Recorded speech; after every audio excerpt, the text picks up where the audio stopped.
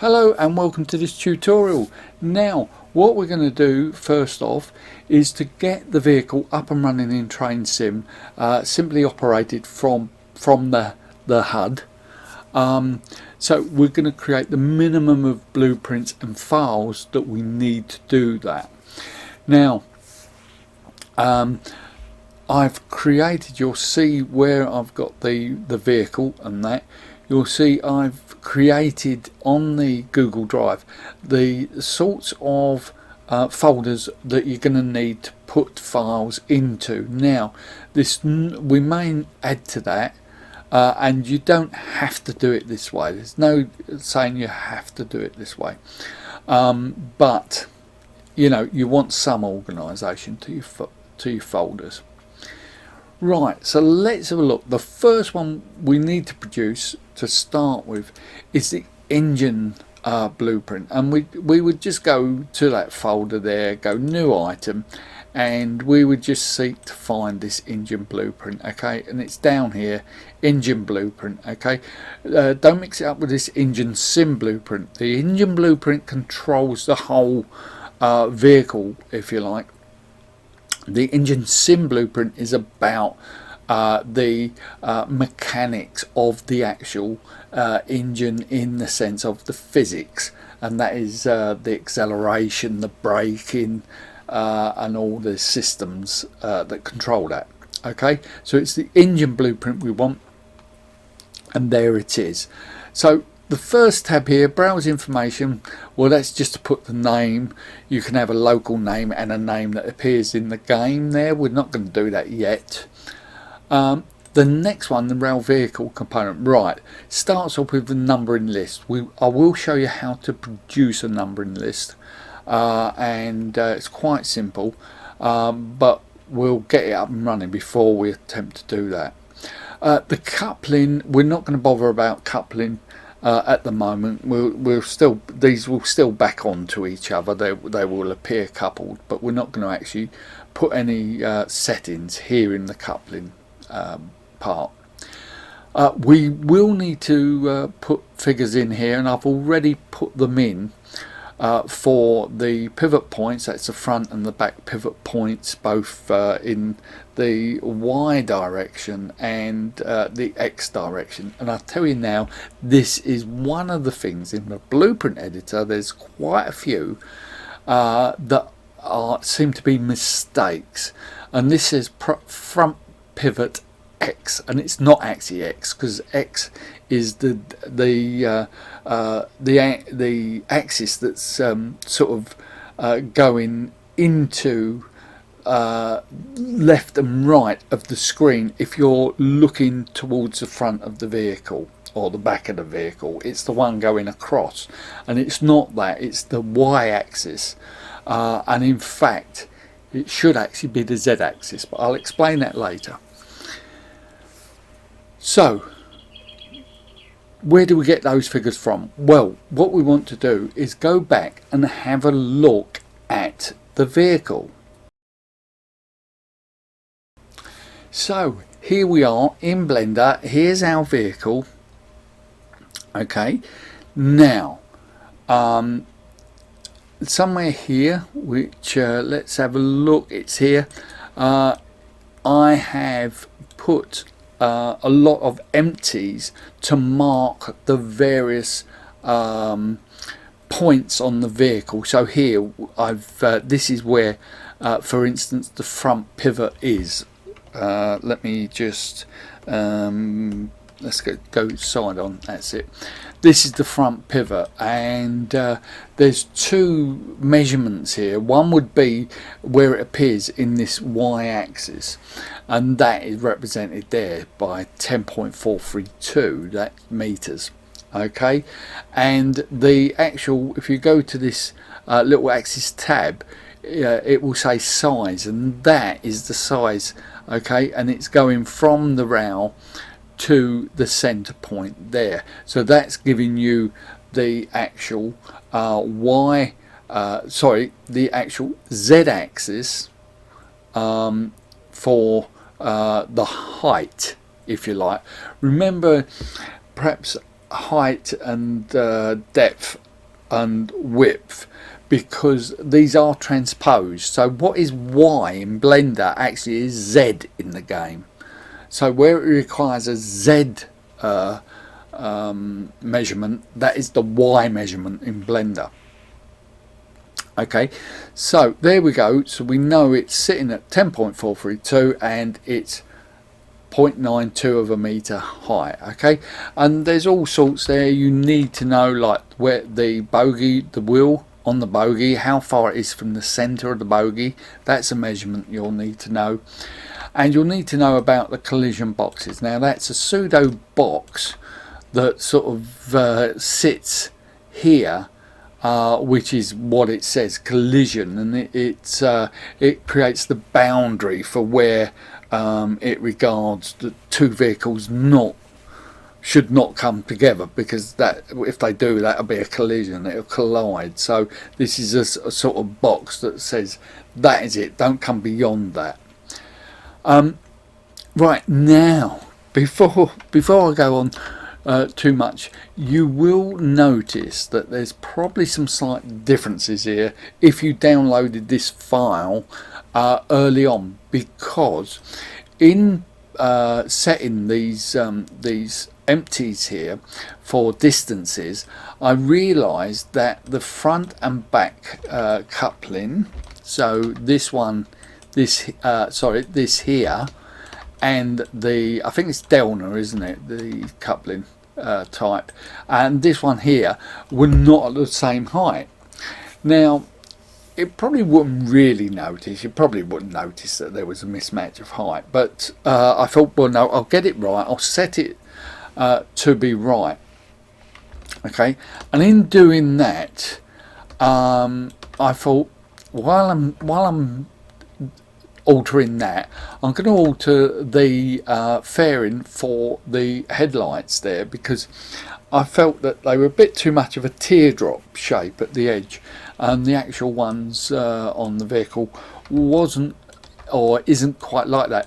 So I reshaped those, and then as I was reshaping them, I noticed that the actual bodywork here, again the fairing just round here, on the actual vehicle it goes right back to the wheel hub there, whereas I had mine sort of finishing there, so I redid that.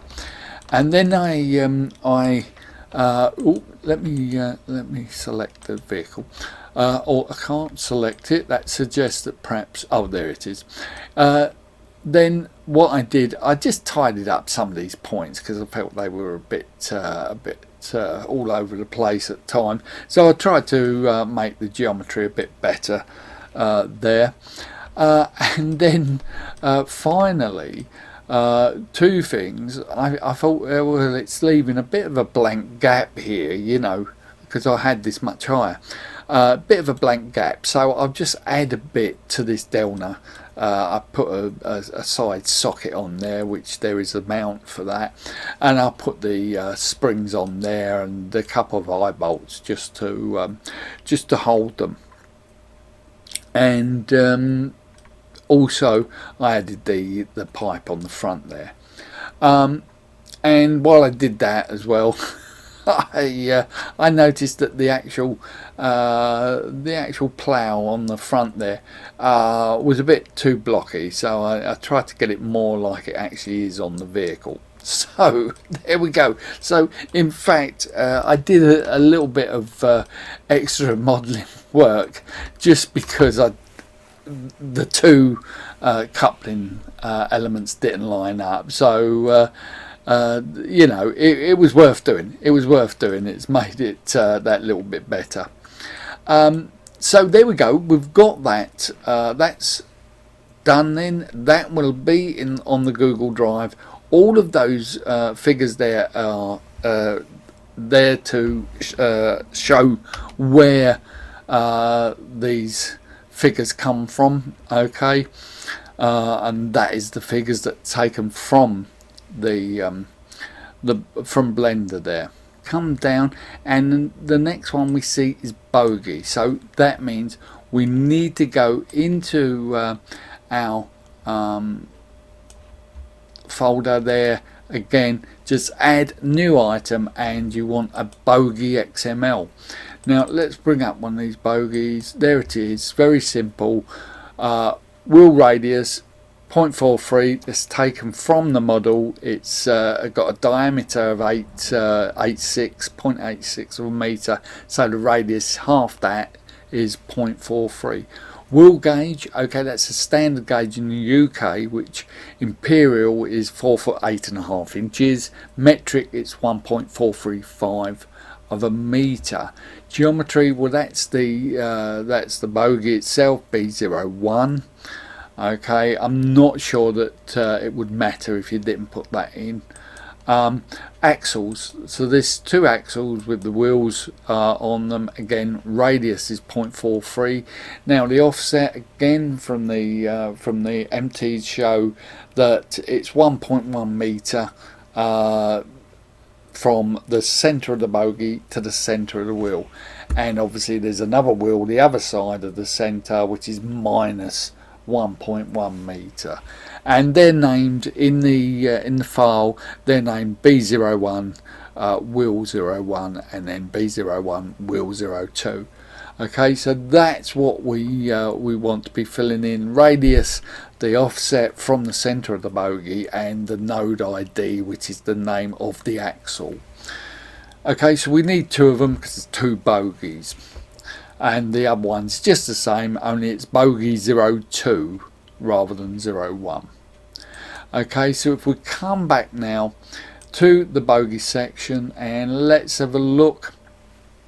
Right, let me get rid of this figure because that doesn't want to be there. The bogey pivot X and pivot Y. Well, the problem is that there's a mistake here in the blueprint editor, and we said the same for up here where the pivot X and Y, it's not X and Y, it's Z and Y. Okay, it's Z and Y, and so the same here, it's bogey pivot Z. Now remember, the Z is it's transposed, so Z is talking about the length of the vehicle. Okay, so in fact, let me just check. If we select, if we not the length of the vehicle, it's that axis here is Z. It's Y in Blender but Z in the game. Okay, so that's what we're looking for. We're looking for this figure here, 7.075. That's from the center point. Okay, so it's 7.7075. So it's 7.075. There we go, and of course this one's going to be minus 7.075. Okay, so that is the figures there, and the y-axis, which is going to be the z-axis. Okay, well, these are both sitting at 0. That is where their origin is. Let me come back here. You'll see that it's at 0. Right, so that's the bogey then. Now we come to another strange one here, which is the mapper. Now you saw for the bogey it wanted a blueprint. Okay, so we pointed to these blueprints here, so we just copied and we pasted them. Okay, we pasted them. Now the remapper. Now at first you won't need the remapper, but it doesn't default for things like a light.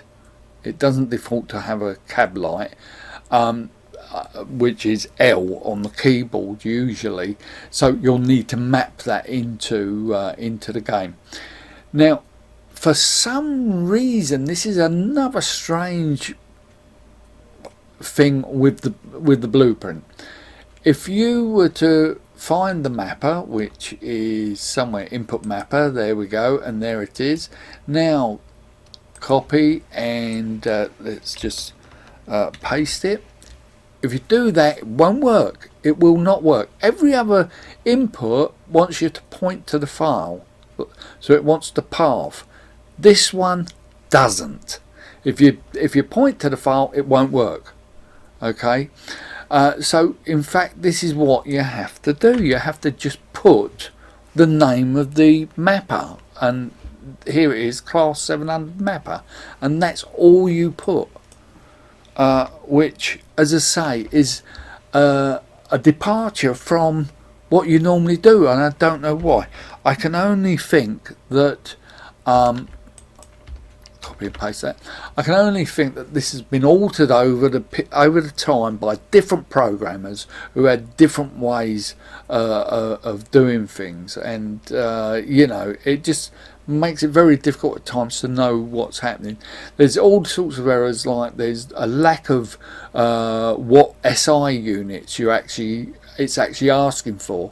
Sometimes it will say meters, and I've got a feeling up here somewhere it may do, yeah, meters, there we go. Look, it's got meters on that one, but that's the only one. That's the only data. These are all meters, but that's the only one with a meter sign on it, and it's very, very awkward at times, the blueprint editor. Okay, so that's it.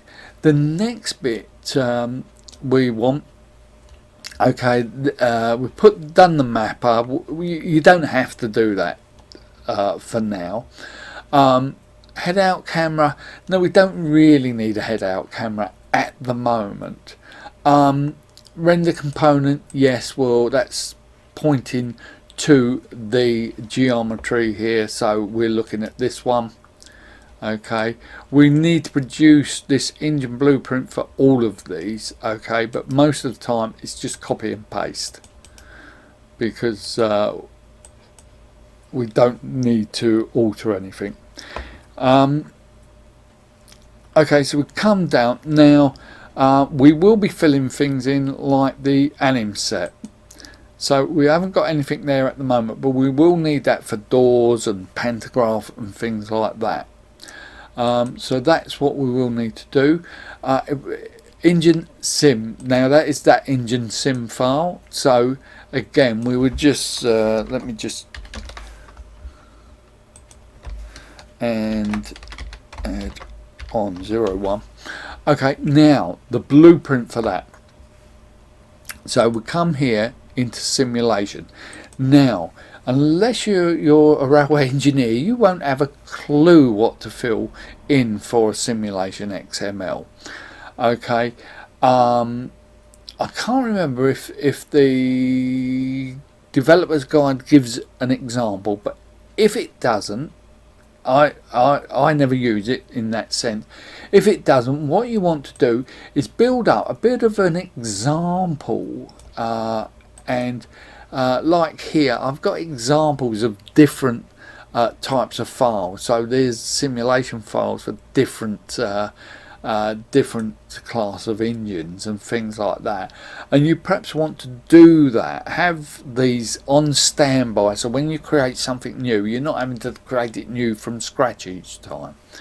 Okay, so you'll notice there was one 700 there, and so we will use that one. Let me just find it, simulation, there we go, and we copy and we just paste that in there. Now let's bring up that simulation XML, and you will see that I won't go through all of the things here, just copy and paste, or just use these ones. I'll put them on the drive. But if you're taking it from another vehicle, okay, you may not know a lot of the other stuff, but you will know things like maximum speed. You'll be able to change that to what your particular vehicle is. You might even know power. It might give you power, but you know, that might need a bit of hunting around to find that. Okay, here it says about third rail. Further down it says has pantograph. Well, don't forget, a vehicle like this has both, so you need to make sure you've got third rail and pantograph selected. Again, in this one, it looks up a CSV file, okay, and this is just for comparing things. So it will say that at a certain speed the force is this amount, at another speed it's this amount, okay. And again, that there might be knowledge of that. You might have that knowledge. If not, you just use something that's already there. But probably you need to be careful. Don't mix and match, so to speak, from two different classes, because you might find that suddenly you've got this slow freight train that has tremendous acceleration, which is not what you want. So make sure you don't mix and match. You can play about with it. Once you've got it, you could play about and see what it does, how it affects it, but try and use the same CSV file as the actual blueprint file that is associated with it. Right, Lua files. Now the Lua files here, let me come down here and hopefully it'll load quite quickly. There we go, Lua file. Well, we've got two. We've got an engine Lua and a engine sim Lua file, okay. Engine sim, again, very simple, and that's standard. Until you start altering things, you can leave it as is. Just copy and use the one sim file, one Lua file. You can just create a blank Lua file. That will be fine if you're not doing anything with it. The engine Lua, well, what you want is just lay the basis of what you're gonna use, and that's very similar to the other one there. We just have a function to initialize things. Now that's to initialize variables. So if you want something like changing speed or something like that, and you want to assign a variable so that you say when it's this speed do this, then you'd want to initialize them. You might set them to 0 or whatever at the start of things. And then often you'll have functions, and one of the main functions is this on control value change. So if that control value, like a pantograph, when you press a button it goes from 0 to 1. So what you might say is if it's 0, do this, if it's 1, do this. Okay, and generally you might say if it's 1 and play this animation.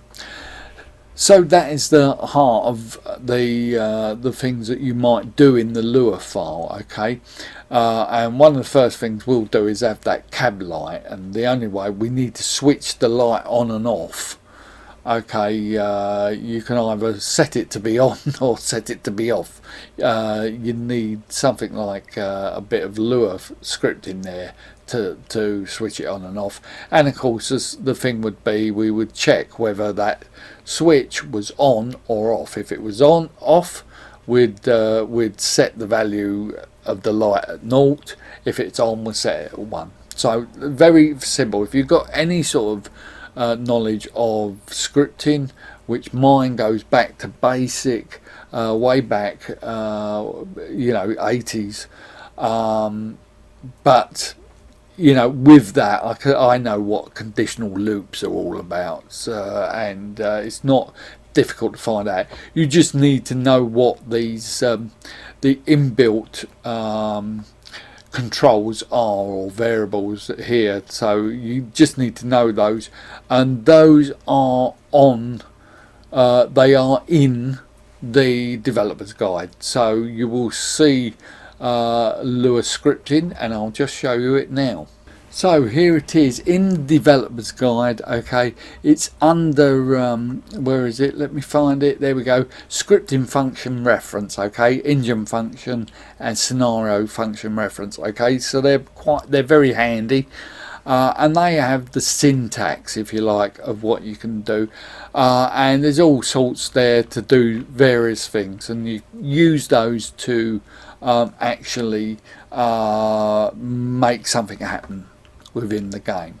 Okay, we will want to actually switch a light on and off, and so somewhere down here you will probably find it will tell you how to do a light. There we go, light components. So there we go, and activate. It shows what we need to do to activate. There it is, quite simple really. Activate and then the value, 0 or 1. 1 is on, 0 is off. Okay, so that's the scripting in the Lua. Okay, quite simple to start with. So back in the blueprint editor, let's just have a look. One or two things here. First, control container component. Okay, now for this we need a couple of things. We need our cab geometry here for the interior interface. Okay, and our camera. Now I'll come back to those in a minute, but first let me talk about the actual control values. Here they are. Let me open this up, and there they are, or rather there they aren't. Okay, now there's a whole host of them. Now it'll take you an age if you're typing it in every time. So what you want to do is, as we had before, is have example files. Okay, have example files of the typical control values you would have for a steam engine, for a diesel, and for electric. Okay, and that's what I've got here. Let me have a look. Simple control sample control values. Let's have a look at it, and there we go. Sample control values, electric. So if I just click on that, you'll see it's an engine blueprint, but none of it's filled out really. But what I want is this here. Okay, this lists the sort of control values that we will have in our electric vehicle. Okay, so all we do, if we've got an example like that, we just copy, and then let's go to our file there, our engine file, and we just click on control values and paste. Okay, and there are all our control values. Okay, these are basic at the moment. They will have the name of the control. Okay, and they'll usually have like a control, like a button or a lever or something like that. There's a lot of things that aren't there that you'll need to add, but these will probably be enough. Well, not probably, they will be enough to actually run your vehicle in Train Sim. Okay, but obviously for the regulator to get it properly working, as you would expect, you need to have an animation of a lever that you would animate via that control. But for the HUD, simply having it there will enable you to manipulate the HUD to regulate the speed. So that is the control values. Okay, now the same might be said of down here. We've got a script component. Again, it's that example that we use to start with. So we always have an example, or again it can be blank to start with, to be honest. Yeah, so the only other thing that we need to add in there is, like I say, the interior camera. Okay, so again you perhaps want an example that you can work on. Let me just come down here. There we go. One mark cab view, and in the cab view there, when I find it again. There we go. There is the cab view, and we've got that's the actual mesh of the cab, okay.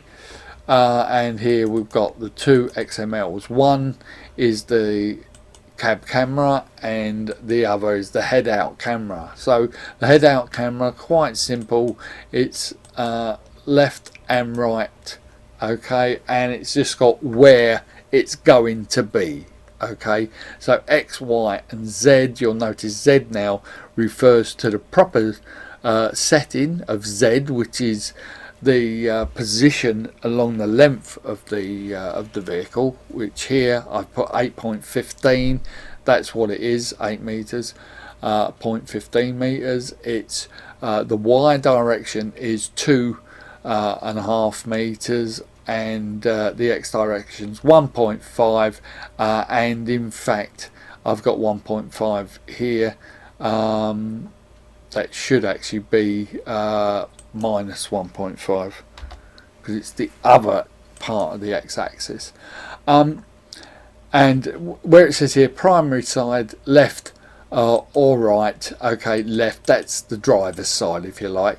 Now that's going to be the primary one. So when you see the two head outs, you've got head out, main cam, head out. So you're just saying yes, that's the primary side, is the left side. That's the head out camera, okay. And the tuck camera, tutorial camera, okay. Now this again is another confusing blueprint. It really is. We've got update component, offset direction, and then we've got camera offset, camera direction. Now they appear to be different, okay. They are different in a way, but why they're named like that I don't know, because they're both camera offsets. So why they didn't, I can only imagine that again this was put in after the original one, which perhaps only had one position, and that's what these are.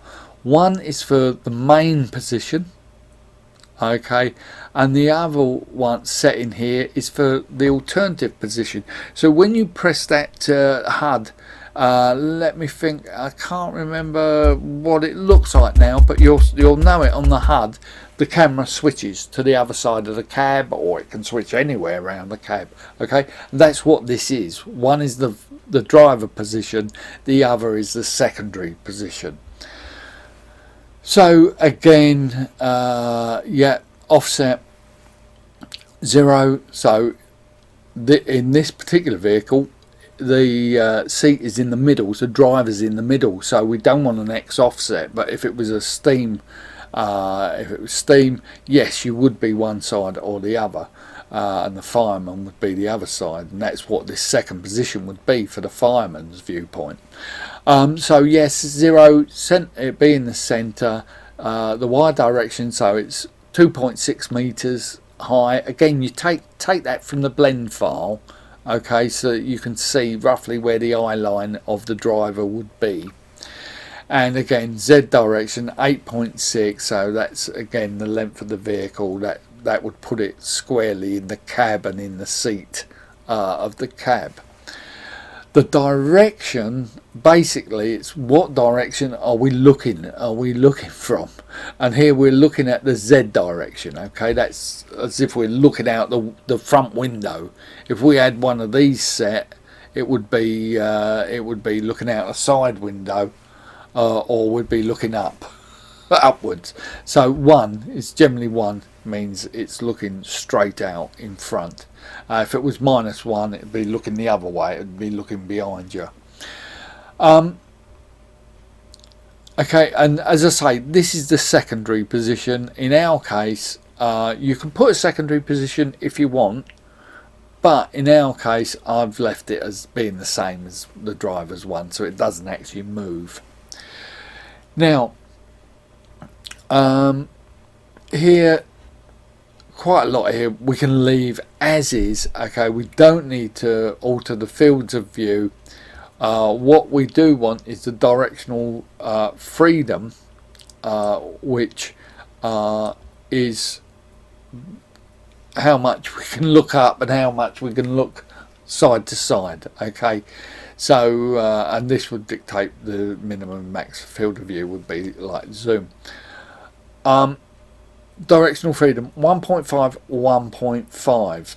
Okay, now you might think, well, that's not much, but at least here they do say it's radians, and if you're not sure, radians is about 6 or 7 radians in a full circle as opposed to 360 degrees.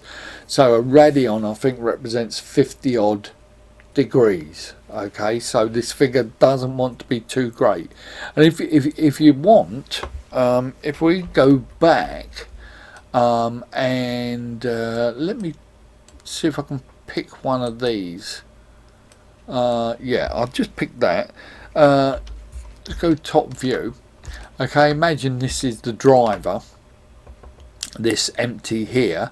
Well, I can rotate it, can't I, like that. Okay, and you'll see 15 degrees. So if you say, well, I want it to be there, then what you can do is you can specify radians here. So if we go 1 radian or radian, I'm not sure, I've used these measurements a lot in sort of science, but I can never remember what it was called, radian or radian. I think it's a radian, isn't it? I think radian's a washing powder.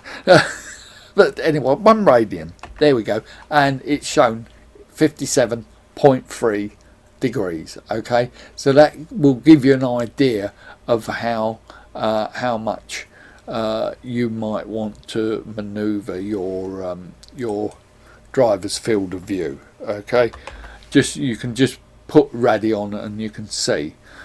So anything from 1 to 3 or something like that.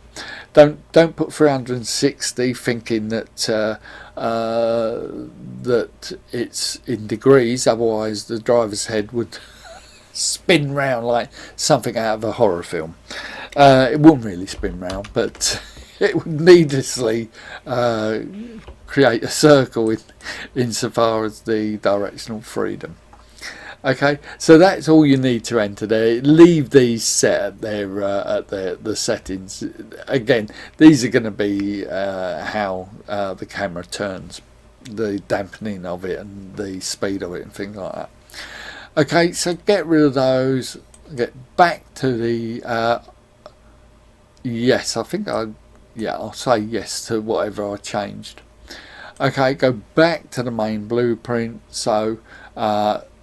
There we go. Where am I? Oh, there we go. The cab view. So we just copy that, paste that in there. Okay, and then the interior camera. Again, that would be the cab cam. Okay, and that would go in there. Don't forget, we need to fill these up. T&M. Okay. Oh. T&M add on 01. Okay, that's my source folder, and yeah, that's it. So pretty much we've not got a carriage there. Pretty much that is it. Okay, we've got our control values. Okay, they should be all fine. We need the Lua file in there, don't we? So we need where are we? Engine. So we should have a Lua file. If we haven't got a Lua file here, no, we haven't. We can either copy one or we can just make one. So we can new item and Lua script. There we go. In fact, I'll leave it like that. Get rid of that. And yes, just put that in there like that. Okay, and it doesn't need any more than that. It will work with just a blank Lua file. and I don't know, I'm just going to try something here because I've never tried it. Mainly I work on a Mac, and I know on a Mac I could simply grab that and put that in there, but I can't on a PC, or certainly not on this program. I thought I'd try that, but no. But yeah, on a Mac I literally would be able to grab that and put it in that space. So that's it then. Okay, we'll check this out. The next thing, I'll just check this out, that we've got everything we need. But the next thing we need to do is create a consist. We could just take one vehicle in, but we really want to create a consist. So we'll create that consist next.